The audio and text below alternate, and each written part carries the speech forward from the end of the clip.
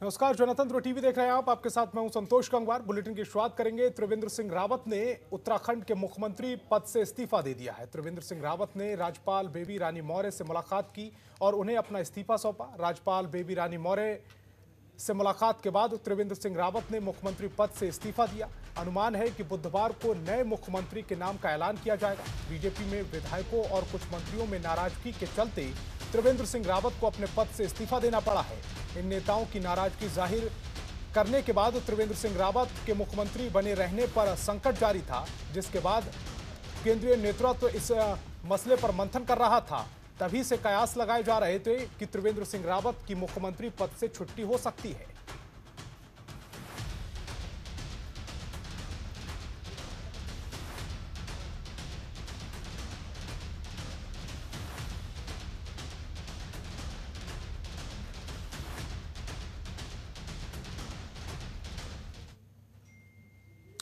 उत्तराखंड में बीते 4 दिनों से चले आ रहे कयासों पर विराम लग गया है। अब त्रिवेंद्र सिंह रावत ने राजभवन पहुंचकर राज्यपाल बेबी रानी मौर्य को इस्तीफा सौंप दिया है। इस दौरान उनके साथ बीजेपी प्रदेश अध्यक्ष बंशीधर भगत, मंत्री मदन कौशिक, राज्य मंत्री धन सिंह रावत, विधायक हरवंश कपूर, कुंवर प्रणब सिंह चैंपियन समेत कई विधायक मौजूद रहे। इस्तीफे के बाद त्रिवेंद्र सिंह रावत ने प्रेस कॉन्फ्रेंस की और कहा कि पार्टी ने 4 साल तक मुझे उत्तराखंड की सेवा करने का मौका दिया। बीजेपी ही ऐसी पार्टी है जो जमीन से जुड़े नेताओं को मौका देती है। 4 साल का कार्यकाल पूरा होने में 9 दिन रह गए हैं, लेकिन अब पार्टी को नए चेहरे की जरूरत है। सरकार ने 4 साल के समय में कई कल्याणकारी योजनाएं चलाई हैं, जिसका निश्चित ही जनता को फायदा मिलेगा।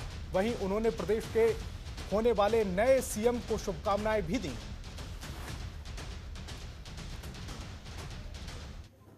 2 दिन कम रह गए 4 वर्ष पूरा होने में,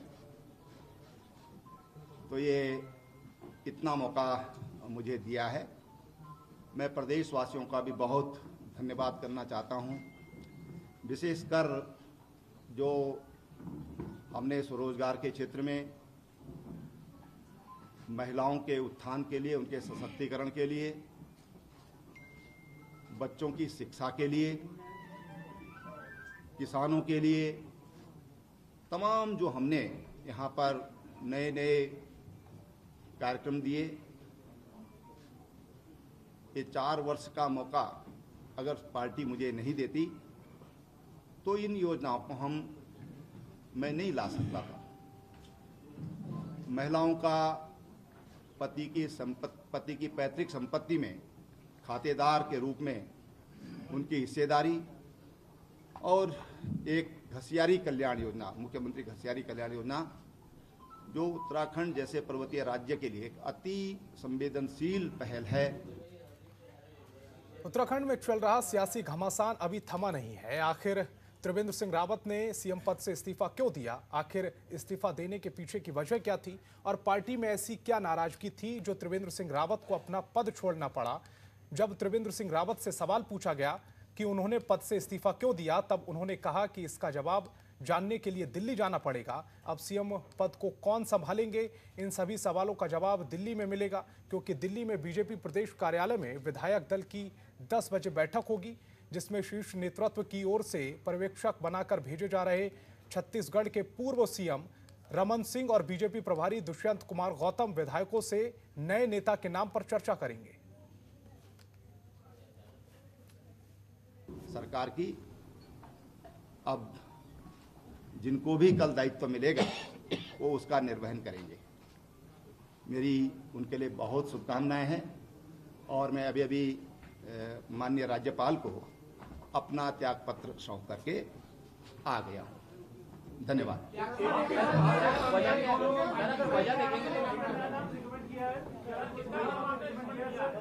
देखिए, भारतीय जनता पार्टी में कोई भी फैसले होते हैं तो वो सामूहिक विचार के बाद ही होते हैं।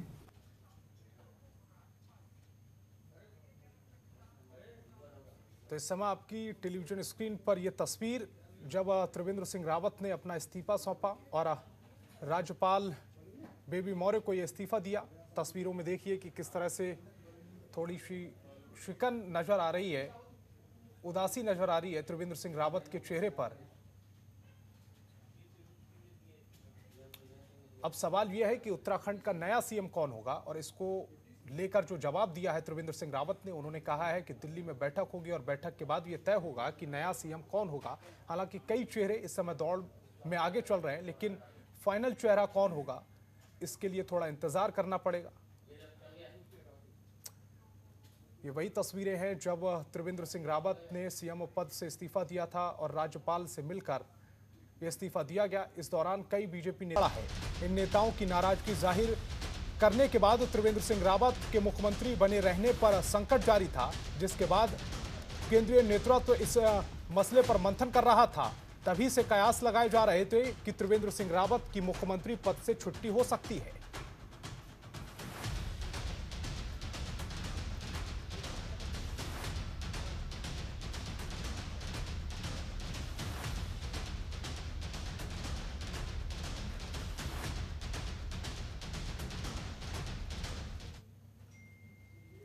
उत्तराखंड में बीते 4 दिनों से चले आ रहे कयासों पर विराम लग गया है। अब त्रिवेंद्र सिंह रावत ने राजभवन पहुंचकर राज्यपाल बेबी रानी मौर्य को इस्तीफा सौंप दिया है। इस दौरान उनके साथ बीजेपी प्रदेश अध्यक्ष बंशीधर भगत, मंत्री मदन कौशिक, राज्य मंत्री धन सिंह रावत, विधायक हरवंश कपूर, कुंवर प्रणब सिंह चैंपियन समेत कई विधायक मौजूद रहे। इस्तीफे के बाद त्रिवेंद्र सिंह रावत ने प्रेस कॉन्फ्रेंस की और कहा कि पार्टी ने 4 साल तक मुझे उत्तराखंड की सेवा करने का मौका दिया। बीजेपी ही ऐसी पार्टी है जो जमीन से जुड़े नेताओं को मौका देती है। 4 साल का कार्यकाल पूरा होने में 9 दिन रह गए हैं, लेकिन अब पार्टी को नए चेहरे की जरूरत है। सरकार ने 4 साल के समय में कई कल्याणकारी योजनाएं चलाई हैं, जिसका निश्चित ही जनता को फायदा मिलेगा। वहीं उन्होंने प्रदेश के होने वाले नए सीएम को शुभकामनाएं भी दी।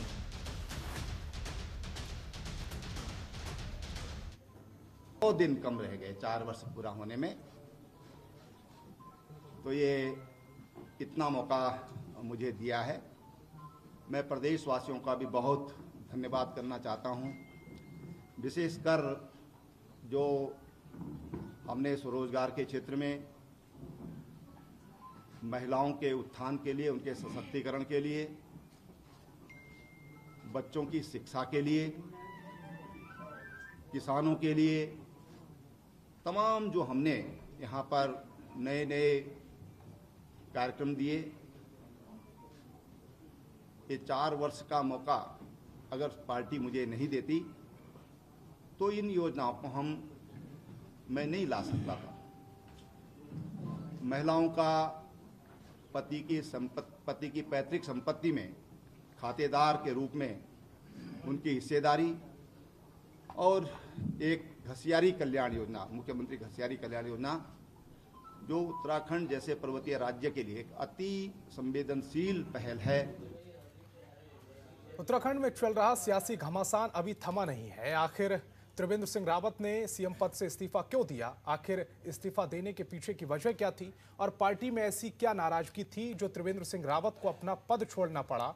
जब त्रिवेंद्र सिंह रावत से सवाल पूछा गया कि उन्होंने पद से इस्तीफा क्यों दिया, तब उन्होंने कहा कि इसका जवाब जानने के लिए दिल्ली जाना पड़ेगा। अब सीएम पद को कौन संभालेंगे, इन सभी सवालों का जवाब दिल्ली में मिलेगा, क्योंकि दिल्ली में बीजेपी प्रदेश कार्यालय में विधायक दल की 10 बजे बैठक होगी, जिसमें शीर्ष नेतृत्व की ओर से पर्यवेक्षक बनाकर भेजे जा रहे छत्तीसगढ़ के पूर्व सीएम रमन सिंह और बीजेपी प्रभारी दुष्यंत कुमार गौतम विधायकों से नए नेता के नाम पर चर्चा करेंगे। सरकार की अब जिनको भी कल दायित्व मिलेगा वो उसका निर्वहन करेंगे। मेरी उनके लिए बहुत शुभकामनाएं हैं और मैं अभी माननीय राज्यपाल को अपना त्याग पत्र सौंप करके आ गया हूं। धन्यवाद।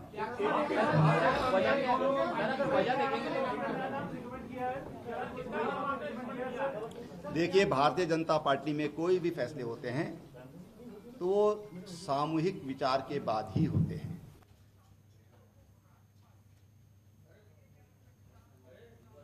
तो इस समय आपकी टेलीविजन स्क्रीन पर यह तस्वीर जब त्रिवेंद्र सिंह रावत ने अपना इस्तीफा सौंपा और राज्यपाल बेबी मौर्य को यह इस्तीफा दिया। तस्वीरों में देखिए कि किस तरह से थोड़ी सी शिकन नजर आ रही है, उदासी नजर आ रही है त्रिवेंद्र सिंह रावत के चेहरे पर। अब सवाल यह है कि उत्तराखंड का नया सीएम कौन होगा, और इसको लेकर जो जवाब दिया है त्रिवेंद्र सिंह रावत ने, उन्होंने कहा है कि दिल्ली में बैठक होगी और बैठक के बाद ये तय होगा कि नया सीएम कौन होगा। हालांकि कई चेहरे इस समय दौड़ में आगे चल रहे हैं, लेकिन फाइनल चेहरा कौन होगा इसके लिए थोड़ा इंतजार करना पड़ेगा। ये वही तस्वीरें हैं जब त्रिवेंद्र सिंह रावत ने सीएम पद से इस्तीफा दिया था और राज्यपाल से मिलकर ये इस्तीफा दिया गया। इस दौरान कई बीजेपी नेता भी मौजूद रहे थे।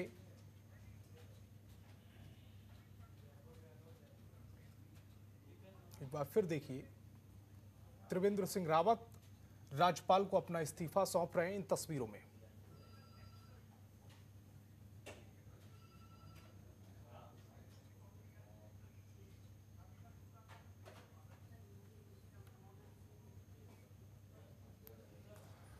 उत्तराखंड में सीएम के इस्तीफे के बाद कांग्रेस के वरिष्ठ नेता किशोर उपाध्याय ने अपनी प्रतिक्रिया दी है। उन्होंने बीजेपी पर हमला बोलते हुए कहा है कि सरकार आती है जाती है, लेकिन जो उत्तराखंड का नुकसान हुआ है उसके लिए जनता माफ नहीं करेगी। आइए सुनाते हैं उन्होंने क्या कुछ कहा है।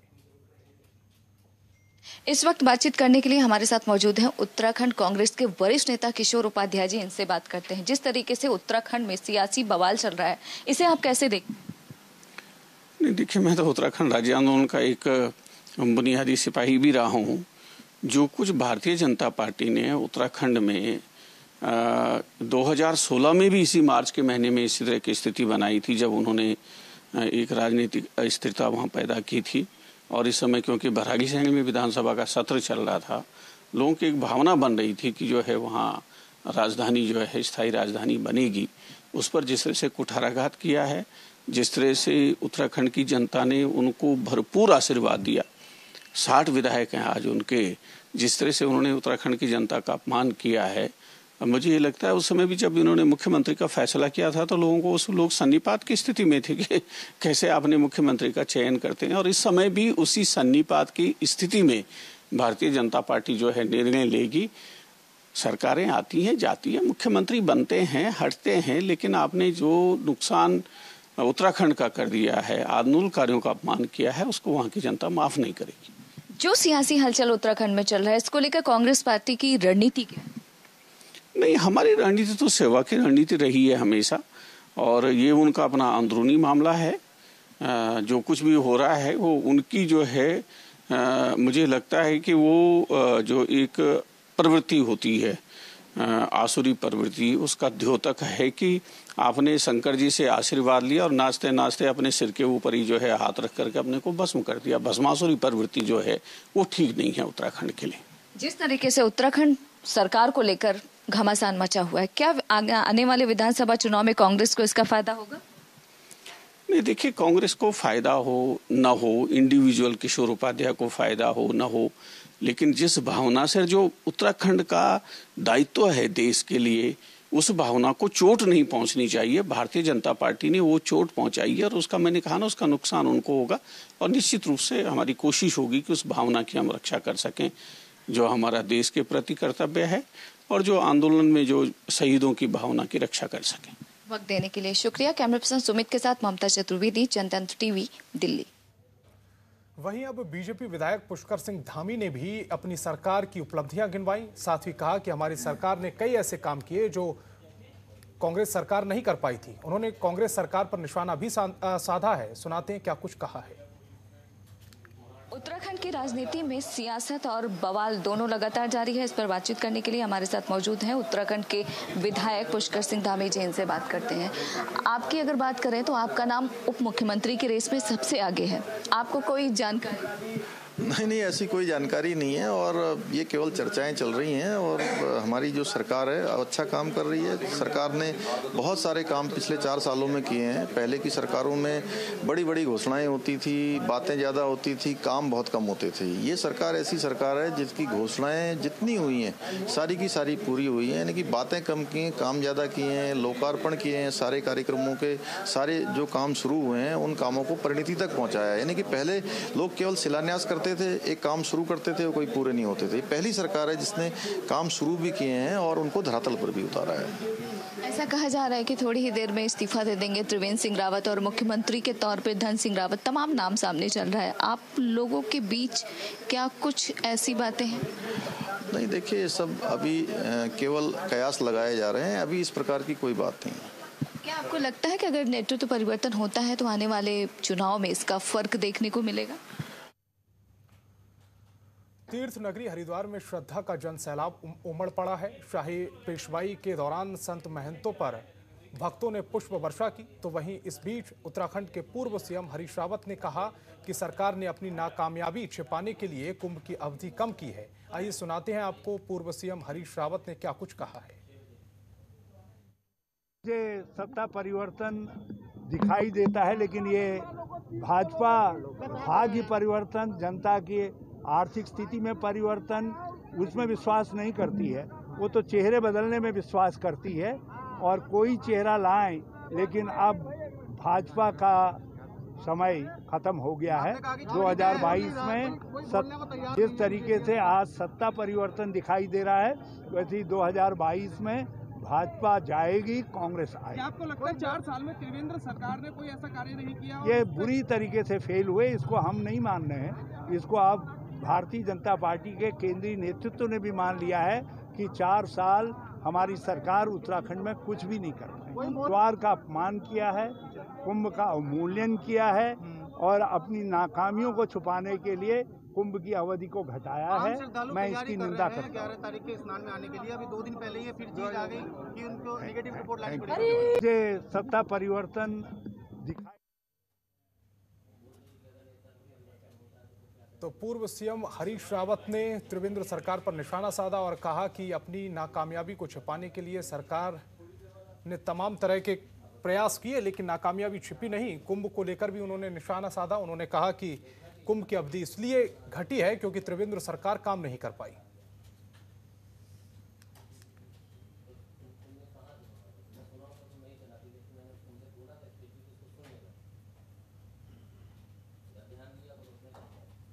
उत्तराखंड में त्रिवेंद्र सिंह रावत के इस्तीफे के बाद कांग्रेस ने बीजेपी पर निशाना साधा है और निशाना साधते हुए कहा है कि भ्रष्टाचार छिपाने के लिए इस्तीफा लिया गया है। उत्तराखंड कांग्रेस प्रभारी देवेंद्र यादव से बातचीत की जनतंत्र टीवी की संवाददाता ममता चतुर्वेदी ने। उत्तराखंड की सियासत पर बातचीत करने के लिए कांग्रेस पार्टी से उत्तराखंड प्रभारी देवेंद्र यादव जी हमारे साथ हैं, इनसे बात करते हैं। त्रिवेंद्र सिंह रावत ने इस्तीफा दे दिया है, अब आपको क्या लगता है कि वजह क्या रही?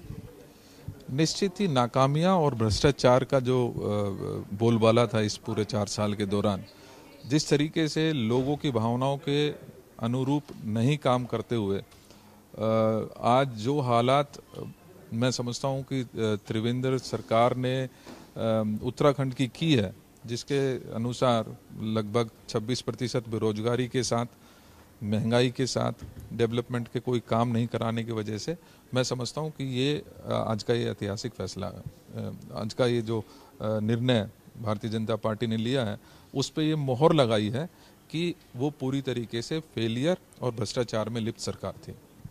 कांग्रेस पार्टी की आगे इसमें रणनीति क्या होगी, क्या कुछ मांग होगा आप लोग?